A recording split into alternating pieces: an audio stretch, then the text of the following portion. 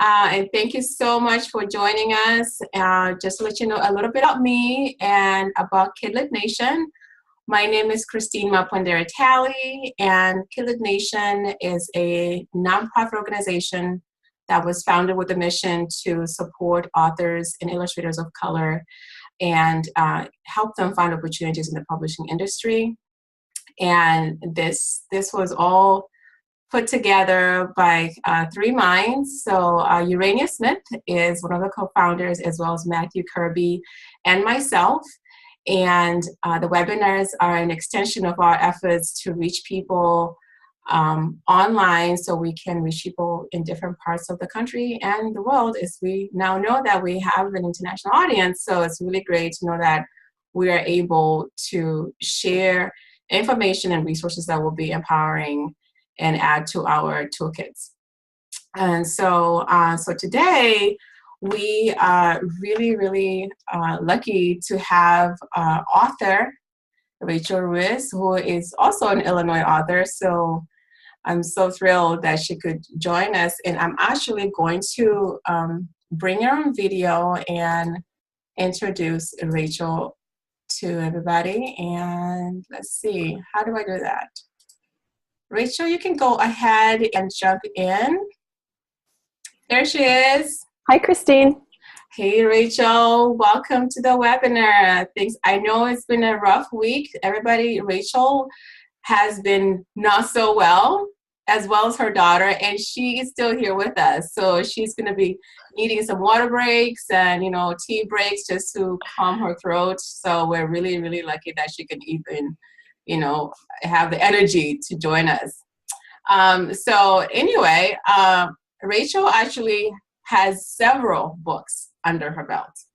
I first met Rachel last spring. No, I met her on Instagram. Let me back that up. Met you on Instagram, and then ended up going to the same conference Spring Thaw. And so that was super exciting that, you meet somebody online and then it's like, oh my God, I see them in real life. So this is even better. And, over the course of the year, I've learned a little bit more about Rachel. And she's been doing work for hire for some time. So with that, we don't know much about it. And I'm sure there are lots of other people that have questions about that. So when I bring her on, and I'm just going to name a few of the books that she has. Her debut picture book is When Penny Met Potus. I don't have it in my hand, but I have it in my house. There it is. And so, Rachel, just to let you know, this video that we have is sensitive to voice. So anytime you want to share something on video, just keep talking. It will focus on you. We will work on this technology thing. And so Rachel actually was inspired to write when your daughter went to the White House with you. Is that correct? During the time that you were working there? No, I never actually worked at the White House. I worked on President Obama's reelection campaign in 2012 here in Chicago at campaign headquarters.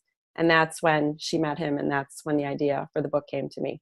Oh, wow. Just the most random thing, right? It was. Well, I'm going to actually let you just go ahead and kind of share the whole story. I'll let you do that. Okay. Well, Christine, thank you so much for having me. KidLit Nation, thank you for having me. And thank you all for being here on a Wednesday night. I know we're all busy. It's probably been a long day for many people. So thank you for being here. Hi, Angie. As Christine said, I've been down with the flu for the past week. First, my daughter had it, and then I caught it from her. Of course, my husband's out of town. So it's been, Macy and Mommy against the world.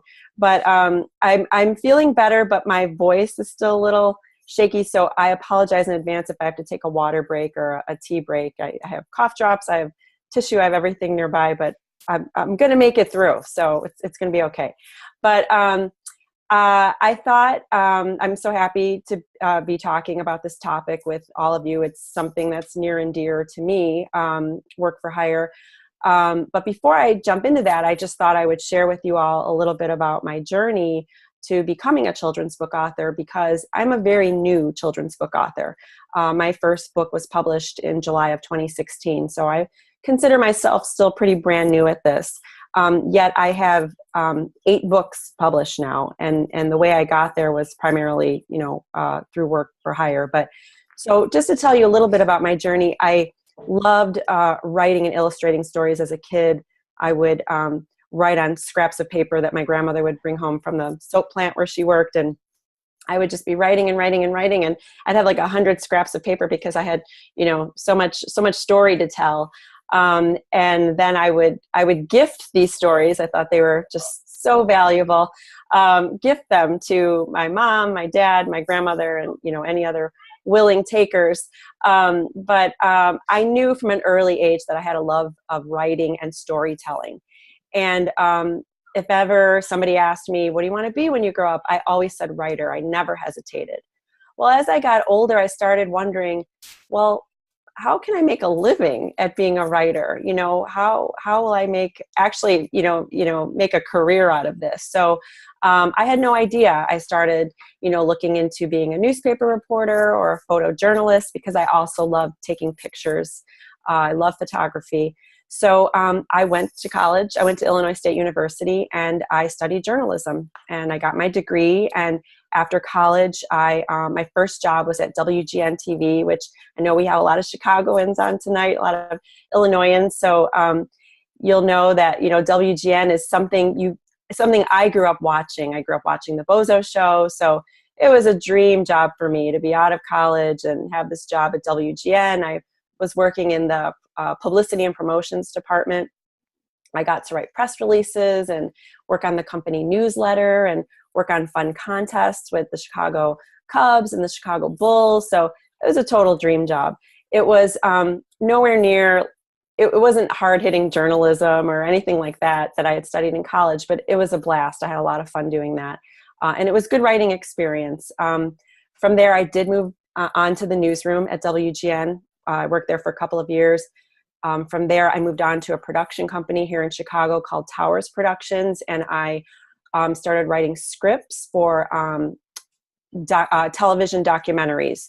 I worked on American Justice for A&E and Storm Stories for the Weather Channel, Gangland for the History Channel, and also, again, really great writing experience. So writing has been in my blood for a very long time, but writing for children's books is very different. And the way I happened upon that path is in 2012, I got the opportunity of a lifetime. I was offered to come work for President Obama's reelection campaign as a video producer. And I knew as soon as they called, I wanted to take the job. I was only hesitant because I knew the hours were going to be long. I wasn't sure how much travel was going to be involved. And my daughter was only 2 at the time. So I worried about how much, this was going to take me away from her. So it was a very tough decision. They didn't give me a lot of time to decide. And, I took a leap of faith and I took the job. And it ended up being very manageable for me. It was long hours, but I did get to see my daughter a lot. And when I would come home from work, or I would see her in the morning, she was very observant at an early age, and she quickly picked up on the fact that my colleagues and I referred to President Obama as POTUS. And she became fascinated with the word POTUS. I think she thought it was a funny word. She liked saying it. So every day she would ask me questions, did you see POTUS today? Did you have lunch with POTUS today? She thought he just hung out at the office all day long. Is POTUS allergic to peanut butter? Does POTUS like to wear red socks? And on and on and on, like every question you can imagine. And that's really when the seed started to be planted for a book idea, but it was still very nebulous. I didn't know. It would come into my mind and then go out again. But the question she asked most often is, when can I meet POTUS? And I thought this was adorable, but it also really stressed me out because I didn't know. I hadn't even met him myself at that point, and I didn't know if I could make that happen for her, but I really wanted to. So I was on a mission to make it happen. So every opportunity where I thought I could, introduce her to him or I could get a meeting with him, I looked for. So finally it came down to the wire the weekend before the election. He had a rally in Milwaukee. We drove to the rally. my friends got us tickets to the rally. And so my husband and my daughter and I were standing on the rope line, which is right next to the stage. So when the president was done with his speech, he'd come down and that's where he shakes hands, and, you know, you can introduce yourself and, you know, talk to him for a little bit. It's very brief. It's very quick. But he and my daughter had a little exchange, and that was it. That was the spark. That was the light. When the light bulb went off, and again, it wasn't a fully formed idea, but that's when the idea for When Penny Met Potus came to me. So after the election, the day after the election, President Obama came to campaign headquarters to thank everybody just for helping him win the election, and, you know, just to say goodbye. And it was very emotional. He broke down and started crying. A lot of us broke down and started crying.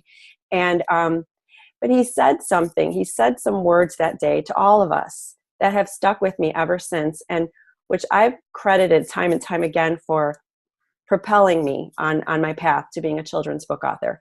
He said, each and every one of you in this room is destined to go on and do great things.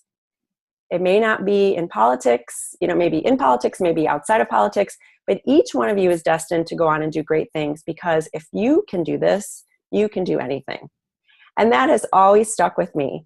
And so after the election, honestly, I was feeling a little lost, because I went from this very intense, high adrenaline, you know, type of job.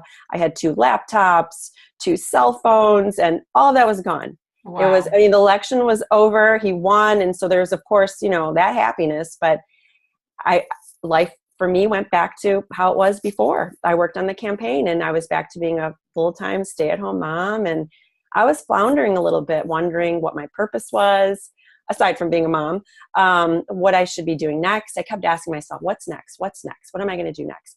And his words kept coming back to me. And I thought, you know, I don't want to let him down. I don't want to let my daughter down, and I don't want to let myself down. So I sat down and I started writing the manuscript for When Penny Met Potus. It wasn't called When Penny Met Potus at the time. It's gone through a few title changes, but I didn't know what I was doing. I'd always written, but I had never written a children's book before. I was reading a lot of children's books to my daughter, some very good, some not so good, honestly. And I thought, you know, if some of these books could get published, I can get published. In all honesty, that's what I thought. And so I just started writing, and I go back and I read some of those first drafts, and they are cringeworthy.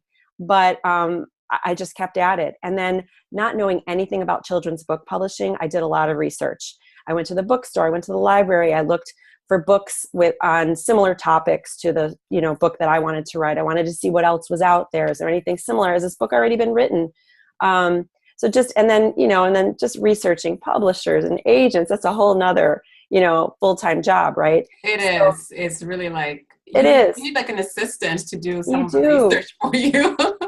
You do, and you really want to do your homework, right? Because you don't want to be just shooting in the dark. So finally, after a year, I think I got to the point where I was starting to query agents and publishers. I was doing both, and it was a matter of whoever came through first with the offer. And after 3 long years, it was Capstone, my publisher, Capstone. And they made me an offer on my daughter's 6th birthday. It was September 16th, 2015. And it turned out it was also my editor's birthday. So it was just fate. Like, it was just meant to be. It was just meant to happen that way. So the book was published. When Penny Met Potus was published in July of 2016, and it has been an amazing ride.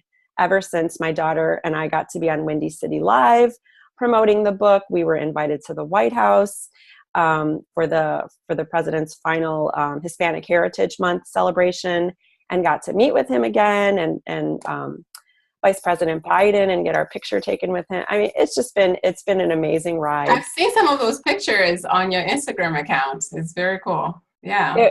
He's the best. He's the best. So shortly after Penny was published, Capstone came to me, my editor, came to me and offered me 6 books as work for hire projects. I didn't know anything about work for hire. I didn't know what that meant. She had to explain everything to me. And I was hesitant to take it because it was a lot of books, and they were all due, within a relatively short amount of time.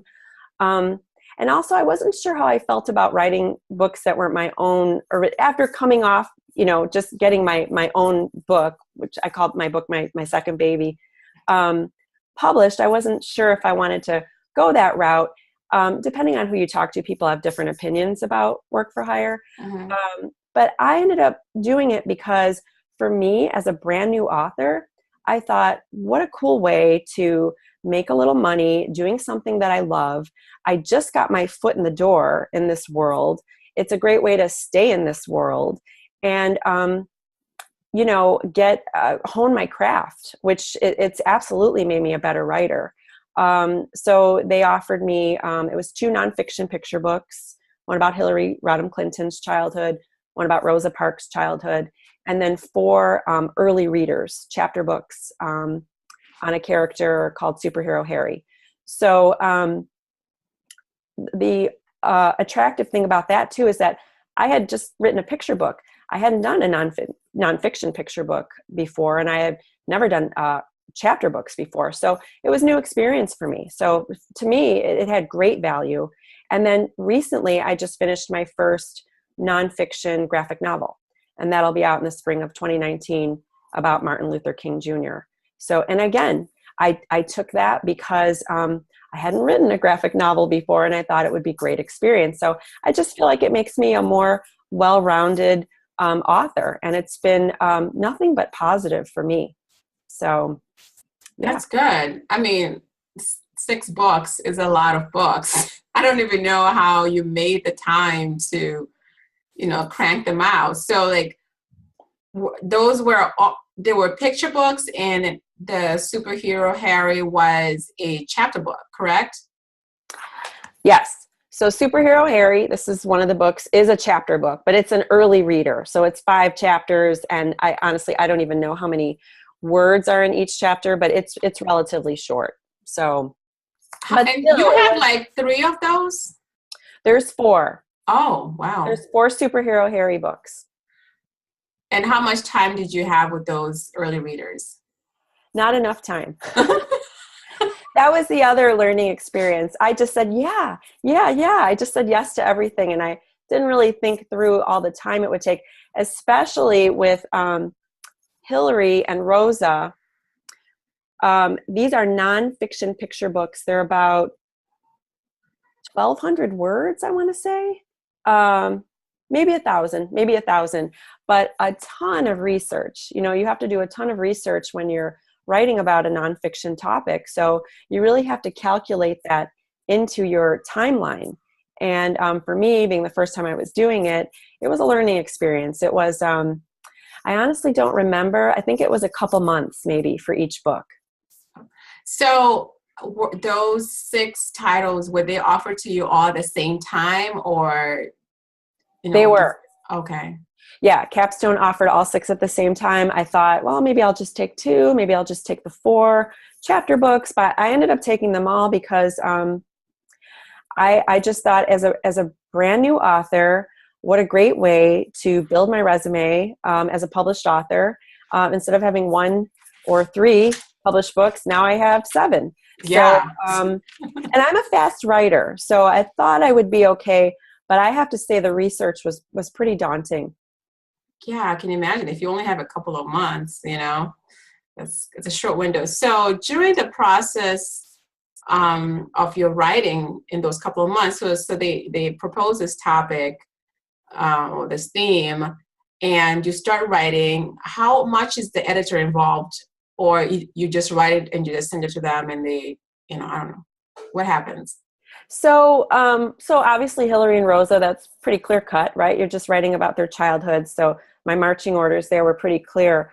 But with Harry, with Superhero Harry, it was pretty open. They gave me a character description and 4 potential titles, but I was free to change the titles. I even think I did change a couple of the titles. But I was free to come up with the storylines. I developed his character description more to give it, more dimension. Superhero Harry is again based on my daughter, because my daughter at the time, she was really into superheroes. Oh. She was really into superheroes, Superman, Wonder Woman, but she's also always been really into like gadgets and inventing things. Like she just loves a good box, like an empty Amazon box. She'll take that, her empty Girl Scout cookie boxes, and she'll make a dollhouse or a car or something. So she's really into inventing, but she's also got this love for superheroes. So that's how I created Harry. And I ran it by my editor, just I think in an email. And she said, I love it. Run with it. And then as far as each book, I did have to come up with a chapter by chapter outline so that she could kind of, get where I was going with the storyline and the characters. But yeah, my daughter's a character. She's superhero Harry's best friend. So yeah, I mean, I was very free to just, take it. And my editor said, I want you to be passionate about this. I want you to own this. I want you to be inspired by it. Just take it and run with it. She was awesome. That's great. I mean, it's good to have that kind of supportive environment or supportive person, because it is like a writing boot camp of sorts, because most people are working on that one manuscript for a long time. But when you have that person that is, really, even though they're giving you the theme, they're not restricting you too much. That's kind of what I'm hearing, right? Yeah, absolutely. She told me, I want you to own this. I write about what inspires you. So yeah, I kind of had free reign to do that. So that was fun. And there's pulling from your own life, with your daughter. I think that kind of makes it easier in a way, because it feels even more authentic, right? Absolutely. When you write what you love, it comes through. So do you have any other books that you're going to be working on since you did the Martin Luther King graphic novel, or are you just kind of waiting to see? Any more work for hire books? Right. Yeah. No more work for hire books currently, and I don't have any on the horizon. That's not to say I wouldn't do any more if they came to me and offered them, but the Martin Luther King book really took a lot out of me. Yeah. That was a lot of research. It was 10 chapters, 127 pages. So I'm taking a little break right now from work for hire, because that I couldn't do anything else. Honestly, I mean, I think for me, work for hire only works when it's something I can do, but it still allows me time to do other things like freelance, work for, with jobs that help me, pay the bills, and or work on my own manuscripts that I'm trying to get published. But when it becomes kind of all encompassing and consuming, it's a little tough. So, and that book became that for a couple months. So I'm taking a little break. Yeah. It sounds like it'd be good for you. And plus you get a chance to work on your own, passion projects of sorts, right? Yeah. Absolutely. Because I love work for hire. I will say good things about being a work for hire author all day long, but at the end of the day, it's not my dream. I do want to publish more of my own original manuscripts. So when the books are released, how do you collaborate to promote the books themselves, or do they? Is there coordination between the work for hire author and the publisher? That's a good question. I haven't been involved with too much promotion for these work for hires. I'm doing a couple appearances to sign books for a few of them this year, but promotion for work for hire is very different than promotion for, because a lot of the work for hire that I do for Capstone is for their library trade. It's not for market. It's not for, it's not something that they're pushing. It's very different from the promotion they did for When Penny Met Potus. So I think the promotion is definitely different. It's a little more subdued, definitely. I see. So, okay. so in other words, when Penny Met Potus is more like a trade book that you're going to find more in, like, say, bookstores, and then the more recent books are going to be more in libraries and schools, maybe. So the marketing is not as intense, I guess. I don't know. Or is it more limited for that reason, you think?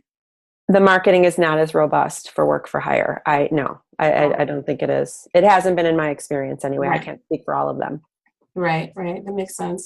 Well, and if anyone has any questions, please feel free to drop them in the chat, and I will periodically just check in and make sure that they are answered for you. And I was going to ask you about how do you negotiate what you're paid, what the contract, the details of the contract, and is there a standard contract, and then you tweak it? What happens with the agreements and the payment and stuff like that? So I wouldn't say there's a standard contract, but I would highly encourage that you have any contract looked at by a lawyer.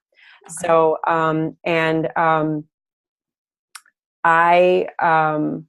one of the points that I gave you, Christine, when we were talking the other day, is that the deadlines for work for hire are very, very tight.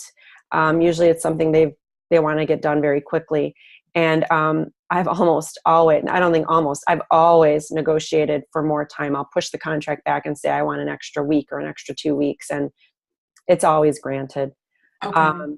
The other thing is negotiate for more money up front, because oftentimes with work for hires, because again, I can only speak from my experience. I know there's people that have done 80, work for hire projects. I've only done 7. But in my experience, royalties are not attached. So you want to negotiate for as much money as you can up front. Oh, wow. Yeah, that's good to know. No royalties. Okay. And so I'm looking in the chat here. Andrew said, you said you were offered your first contract after publishing a book with Capstone. How have you gotten contracts after that? I think you said the editor just came back to you after the first book. Is that what happened? Yeah, it's the same editor, it's the same publisher. It's all Capstone, except the graphic novel that I just finished on Martin Luther King. That's a different publisher. Oh, okay. How did they find you? I asked them the same question. I can't remember what they said. I think they said they found me through my website. Oh, okay. Well, that's cool. So get those websites, guys. If you don't have one, Squarespace. And mine's not even that good. It needs to be updated, but I guess it's good for something. There we go. Okay. So Patricia is asking, working with Capstone, did you also work with, I think that was a typo, with your own book company? I'm not sure. I'm sorry, Patricia. Do you mind rephrasing your question for me? And I'll make sure I'll come back to it. And Mindy was asking, how did you find work for hire? Do you have an agent? So you found the work for hire simply because they published your first book, which was your own idea, and from there they asked you to do additional work for them. And you don't have an agent yet. You're still working on that, right? I don't have an agent. I would love an agent, but no, I don't. I don't have an agent. It's everyone's dream right now. Yes. Okay. All right. So what was the process of submitting your when Penny Met Potus manuscript to Capstone? It appears that they asked for sample chapters, writing credits, resume. What do you suggest to include in writing a resume to Capstone? So I don't know what to say to that. I didn't go through official channels, I guess you can say. I did do that with a lot of the publishers that I submitted to, but I didn't with Capstone because I was introduced to them through a friend of a friend. So a woman that I worked with, I was a producer at Harpo Studios. A colleague of mine, her friend is a children's book author, and he was doing a lot of work for hire for Capstone. And I told her that I was trying to get this manuscript published into a book. And she said, oh, you should talk to my friend. And he put me in contact with Capstone. I sent an email to his editor, and that's how it began. And even then, it was not overnight. It was a year of back and forth emails and me checking in with him and prodding him and saying, hey, so, how's it looking? Where, and he would say, oh, everybody loves it. It's just stuck on one person's desk. And so it was, I would check in with him once a month, once every couple months. So I didn't go through, I guess you could say, official channels. I see. Okay. It was through a friend of a friend. Okay. Well, you need to like have friends and know more people that can connect you. Well, you know what? I want to say something about that, because I was doing all these cold calling, the traditional, submitting, blindly, and not blindly, but, following all the guidelines, and, if they want an emailed transcript, if they want a hard copy, and I was doing all that for a couple years. And a friend that I worked with said, you just need to start talking about it. You just need to start telling everybody that, you have this manuscript, and, you want to get it published. And I was a little embarrassed about it at first, about talking about it, because it kind of sounded like a pipe dream. Like, this is my pipe dream, and I didn't want to be talking about it 5 years later. The book hadn't been published. But she said, no, that's the wrong attitude. You never know who people know. And she was right. And it turned out to be my friend who I had lunch with every single day. I finally tell her, after working with her for a couple of years, oh, I have this manuscript. And she's the one who, indirectly put me in touch with Capstone. So it's true. You should network and talk to as many people as you can, because you never know. That is really true, because I have a friend that I would check in with her regularly, and we would talk about my work with Makanaka's World and what I'm trying to do with the book series. And she said, you need to set a goal that you're going to tell at least 2 people about Makanaka's World every week, because you never know what's going to happen. You never know what information people have, who they know, who they're connected to. So the first time I embraced this, because I was like, okay, I guess I will try. So it's been a couple of years now, and I was talking to the librarian at the local library about my book, and she's like, oh, so are you going to Book Expo? And I'm like, what is that? She's like, oh, Book Expo is like the biggest, conference in the country, and it's going to be here in Chicago. And I'm like, I think I should know about this, right? So I go home, I look it up, and I'm like, oh my God, I need to do this. I was 8 months pregnant, but I went, and I tell you what, I was pretty tired by the 3rd day. My legs were hurting, but I learned so much information. I really learned how big this industry is, and how big Expo is, and how people are so connected.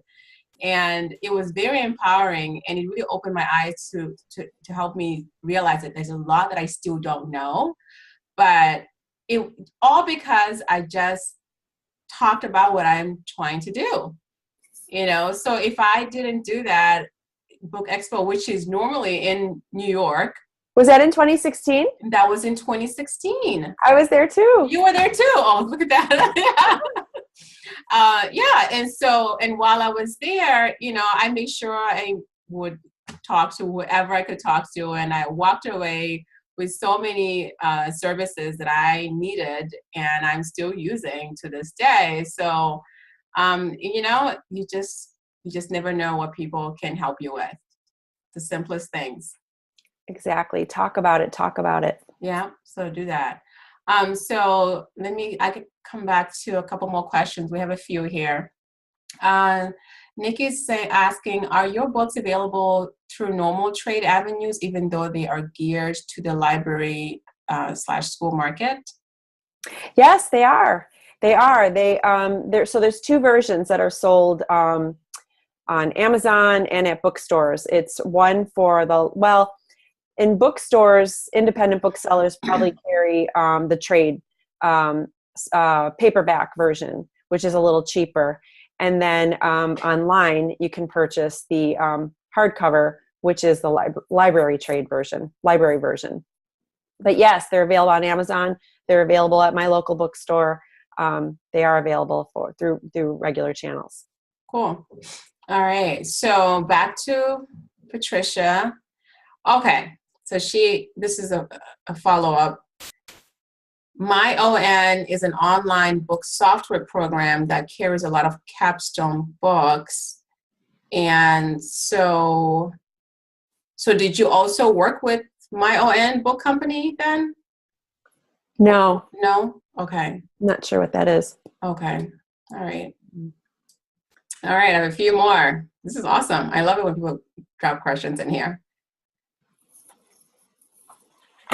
So Angie is adding some insight here to help some of our guests here. She said that the book writing for the educational market is great for helping you learn to solicit work for hire contracts. And there's a link in here. So anyone that wants to learn more about this, and I will need this link. Angie, can you please email me this link?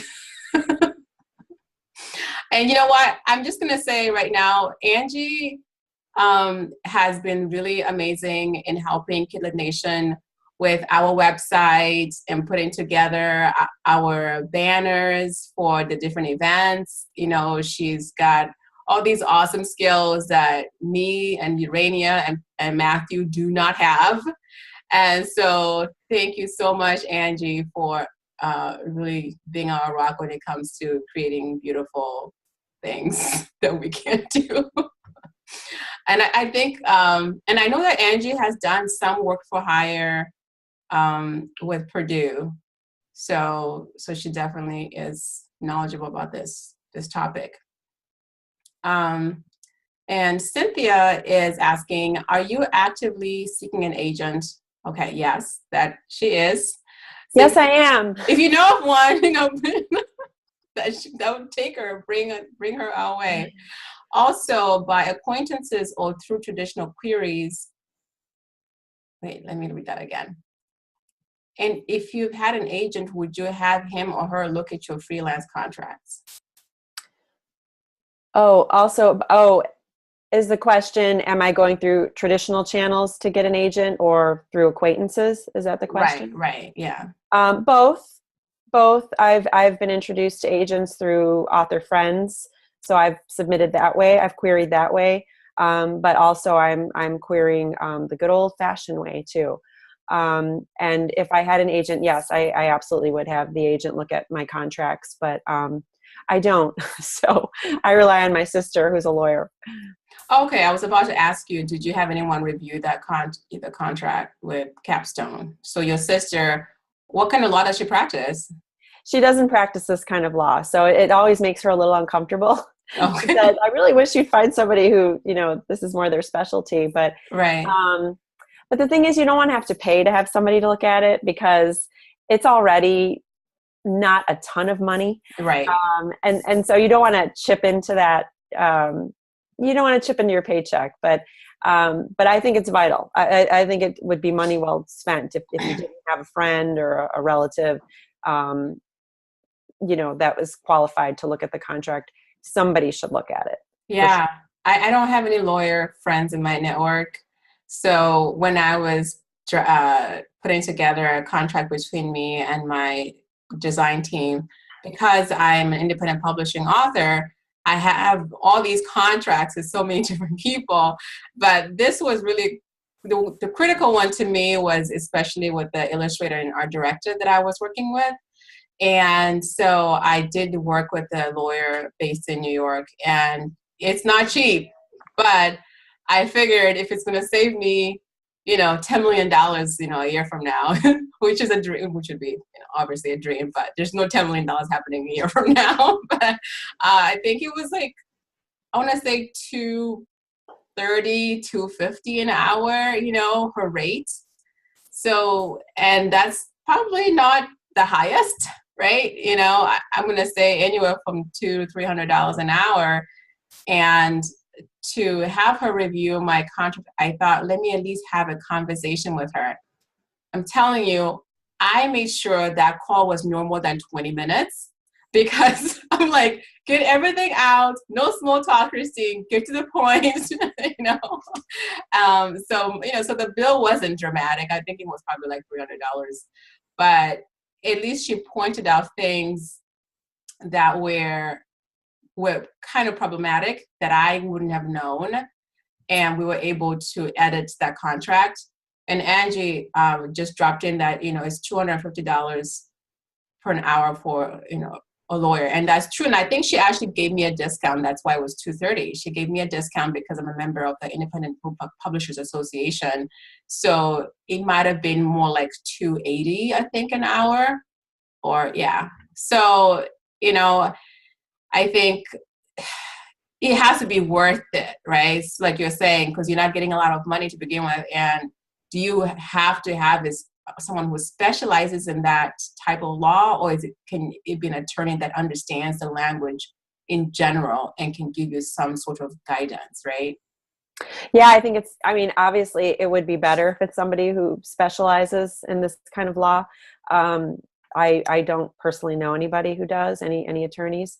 And that's where an agent would be very helpful, because they are well-versed in reading these kinds of contracts. So, but I just think, getting some professional legal eyes on it would help.